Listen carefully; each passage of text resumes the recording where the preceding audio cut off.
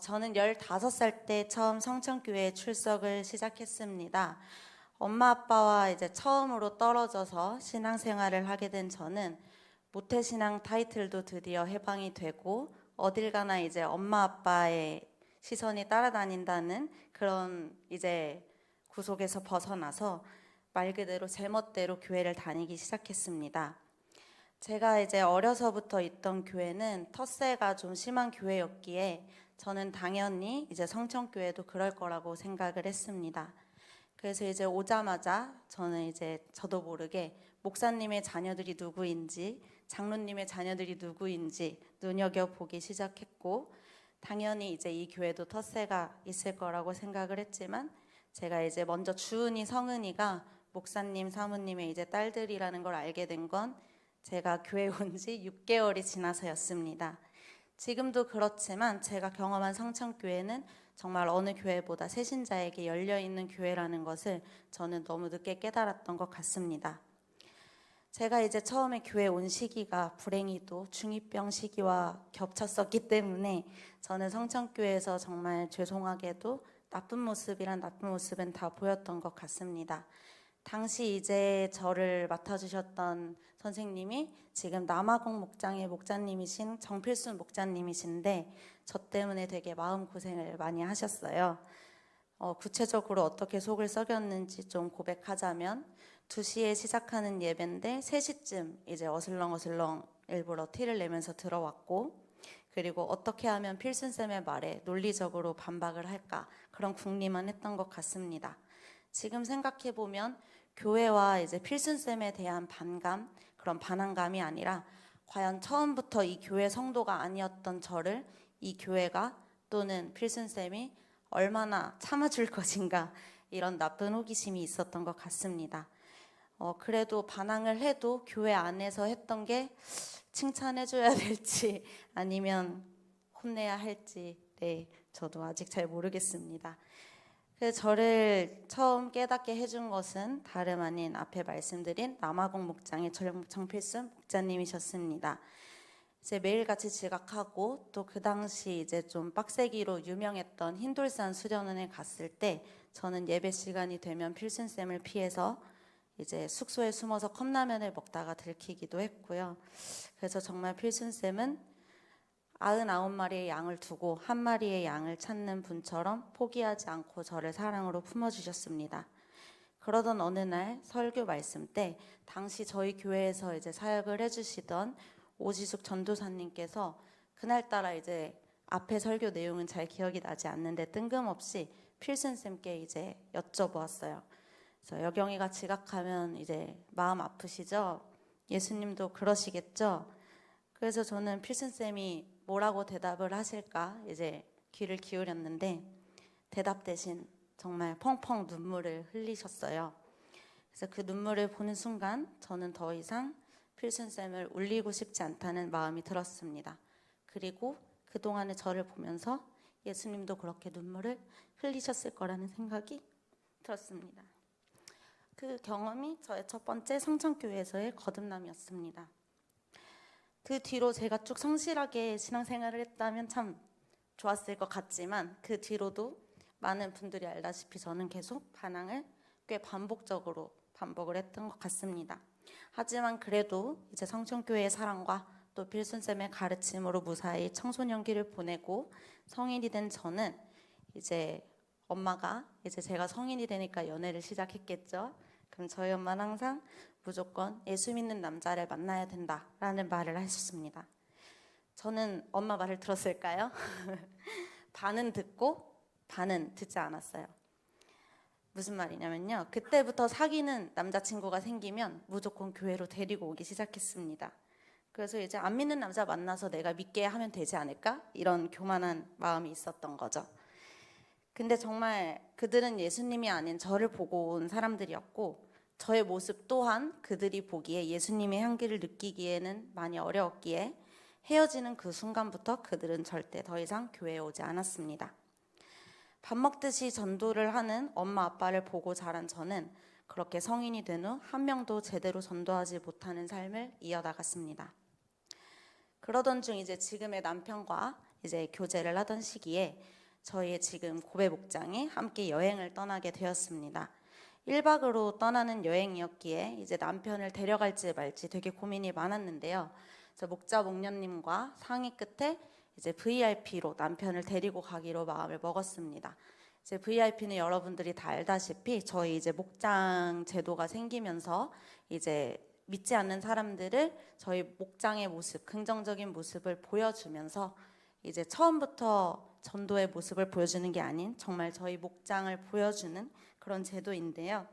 사실 그렇게 마음을 먹고 나서도 제안을 하는 건 나의 몫이지만 당연히 남편이 거절할 거라는 생각을 했었습니다. 왜냐면 저희 남편은 이제 남들과 여러 명이서 여행하고 새로운 사람들을 만나고 그런 걸 그때나 지금이나 그렇게 크게 좋아하는 사람이 아니었기 때문입니다. 하지만 그것 또한 역시 교만한 저의 생각이었고 성령님의 도우심으로 남편은 흔쾌히 그러겠다고 했습니다. 떨리는 마음으로 여행을 준비하면서 사실 저는 또 못난 생각을 참 많이 했던 것 같습니다. 목장 여행이 최대한 흥미 위주였으면 좋겠다. 성경 말씀은 최대한 적게 나누면 좋겠다. 남편이, 남자친구가 기독교를 좋지 않게 받아들이지 않았으면 좋겠다. 저는 그때까지도 인간적인 마음을 버리지 못하고 또 지금 돌이켜보면 목장이 무엇인지 잘 깨닫지 못하고 있었던 것 같습니다. 그래서 낮 동안은 저 이제 강릉에 가서 다 같이 예쁜 바다도 보고 카페도 가면서 즐거운 시간도 보냈습니다. 맛있는 음식도 먹고 제가 이제 바라던 게임들도 잔뜩 했고요. 이제 잠깐 말이 나온 김에 저희 고베 목장 자랑을 먼저 하고 넘어갈게요. 저희 고베 목장은 정말 한 명도 겹치는 캐릭터가 없고요. 서로 다 달라요. 근데 이제 서로 다르면 많이 싸움도 있고 그럴 거라고 생각하시겠지만 물론 다툴 때도 있어요. 그렇지만 정말 퍼즐처럼 서로 부족한 부분을 채워주고 생각지 못한 부분을 서로를 통해 보기도 합니다. 그래서 목장 안에서 저희는 서로를 통해서 예수님의 모습을 참 많이 보고요. 이제 당연히 목자 목녀님을 통해서도 예수님의 모습을 보지만 신기하게도 새신자에게서도 저희는 항상 예수님의 모습을 발견하고 배웠던 것 같습니다. 저희 고베 목장 멋지죠? 그래서 그렇게 멋진 고베 목장들과 목원들과 낮 시간을 보내고 이렇게 밤이 되었습니다. 그때 저희는 당시 저희 목원 중에 한 명의 제안으로 맑은 물 붓기라는 걸 하게 되는데요. 맑은 물 붓기라는 건 이제 서로가 언제 예수님을 만나게 되었는지 나누면서 말 그대로 서로의 이제 영혼에 맑은 물을 부어주는 그런 시간이었습니다. 그래서 아까 말씀드렸던 이제 필순쌤을 속상하게 했던 이야기, 성천교회에 왔던 이야기 이런 걸 저는 나눴고요. 한 명씩 돌아가면서 이제 자신이 만난 예수님을 간증하는데 제 기억에 3시간이 넘게 걸렸던 것 같아요. 근데 이제 참 그 시간이 좋으면서도 저는 또 걱정을 하기 시작합니다. 불신자인 남편에게는 분명 이 시간이 너무 지루할 건데 그냥 게임을 더 하는 게 좋지 않았을까? 저 목원은 너무 종교적인 단어들을 많이 쓰고 있는 것 같은데 그래서 지금에야 고백하지만 그 당시 목원들에게도 목자 목녀님들에게도 굉장히 미안하고 참 부끄러운 생각들을 많이 했었습니다. 다음날 이제 목원들과 여행을 마치고 이제 저는 남편이랑 더 여행을 하면서 이제 조심스럽게 물어보았습니다. 어떤 시간이 제일 좋았어? 저는 어떤 대답을 기대했을까요? 당연히 저처럼 게임하고 노는 시간이라고 대답할 거라고 생각했습니다. 하지만 제 남편은 맑은 물 붓기 시간이 가장 좋았던 것 같아. 뭐가 좋았는지는 모르겠지만 말로 표현할 수 없는 무언가를 느꼈어. 그래서 이제 그럼 제일 힘들었던 시간은 뭐라고 했을까요? 제 남편이 게임하는 시간이었다고 이야기를 했습니다. 인간적인 생각으로 가득 찼던 저를 성령님은 그 당시 남편을 통해 회개하게 하시고 또 목장 여행을 통해 예수님을 만나게 해준 남편에게 감사하게 했습니다.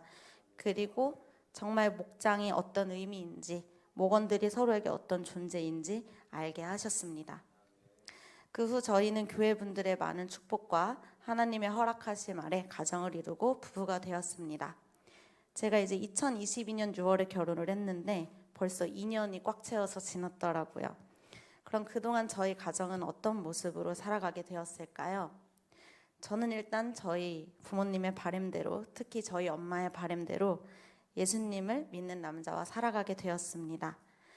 그냥 교회를 다니는 남자가 아니라 정말 예수님을 믿는 사람과 살게 해주신 하나님께 감사드립니다.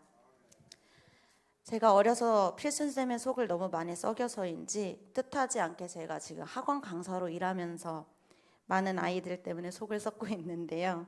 그래서 그런 학원 강사인 직업의 특성상 시험 기간이 되면 제가 주일 성수를 못하는 경우가 종종 있습니다. 그러면 그때마다 남편은 저를 아침 일찍 데려다주고 홀로 성경책을 챙겨서 교회로 향합니다. 그래서 저는 또 그때까지도 인간적인 생각을 버리지 못하고 제 남편이 장모님과 장인어른에게 잘 보이려고 그러는 걸로 생각을 했습니다. 그런데 이제 그런 생활이 2년이 넘으니 이제는 인정해야 할 것 같습니다. 남편은 분명히 목장을 통해서 예수님의 모습을 보았고 오히려 지금은 저보다도 더 성실하고 진실된 모습으로 신앙생활을 하고 있다는 사실을 지금도 남편은 제가 못 가는 날에 교회를 향하고 늘 우리 가정과 양가 부모님 그리고 목원들을 비롯한 많은 이들을 위해 기도하고 있습니다. 그리고 얼마 전 찬양 시간에 찬양 인도자가 그동안 감사한 것을 떠올려 보자고 했는데 남편은 감사한 것들을 하나둘 떠올리다가 너무 많이 떠올라서 눈물을 펑펑 흘리며 기도를 했다고 합니다. 참고로 저희 남편은 이건 비밀인데 연애 초에 제가 잠깐 헤어지자고 했을 때 말고는 제 앞에서 눈물을 보인 적이 없습니다. 저에게 예수님의 사랑을 직접 체험하게 하시고 저보다 또 예수님을 더 알고자 하고 감사함에 눈물을 흘릴 줄 아는 남편을 만나게 해주신 성천교회에 정말 이 자리를 빌어 진심으로 감사드립니다. 한없이 삐뚤어져 속썩이던 저를 끝까지 포기하지 않으셨던 필순쌤께 감사드리고 또 무엇보다 항상 저를 위해 기도해 주시는 박석기 목자님 그리고 강혜전 목녀님께 감사드립니다. 덕분에 남편까지 예수님을 믿을 수 있었습니다. 그리고 무엇보다 사랑하는 우리 목원들 민준 오빠, 선희 언니, 성은이, 민경이, 우진이 그리고 프랑스에서 열심히 살고 있는 우리 지연이까지 모두 항상 중보기도 해주셔서 감사합니다. 저도 함께 기도로 갚아나가겠습니다. 서로가 서로의 가족으로 중보자로 이웃으로 함께 협력하여 선을 이루는 고배 목장이 되기를 바랍니다. 그리고 거룩한 샘 성천교회의 다른 모든 목장에도 항상 하나님의 은혜가 함께하기를 기도합니다. 그리고 이 모든 것을 가능하게 하신 지금도 살아계시고 이 자리에 함께하고 계신 하나님께 영광 돌립니다.